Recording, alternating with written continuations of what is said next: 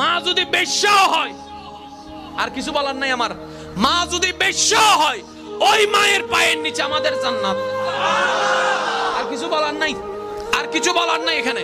ওই মাকে শ্রদ্ধা যদি না করেন, টোটাল হিসাব।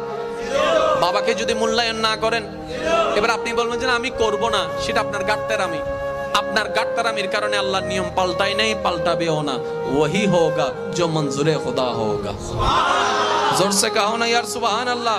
তাহলে যারা মা বাবাকে সেবা করেন আল্লাহর ওয়াস্তে, এটাকে এটা মনে করবেন না যে আমি খাওয়াচ্ছি, বরং আপনি আল্লাহর কাছে শুকরিয়া করবেন, মাওলা আমার সেই জান্নাতের সেবা করার সুযোগ তুমি আমাকে দিয়েছো, তোমার দরবারে লাখো শুকরিয়া আদায় করছি, বলেন সুবহানাল্লাহ। মা বাবাকে কখনো বর্ণনা করা যাবে? মা বাবাকে কখনো হেয় চোখে দেখা যাবে? এবার মা বুড়ি হচ্ছে, কাশবে তো, বুড়ি হলে কাশবে না? কথা বলেন না। আপনি যদি বলেন যে আপনার কাশির কারণে আমি ঘুমাতে পারছি না, বৃদ্ধাশ্রমে চলে যান, আপনি মাকে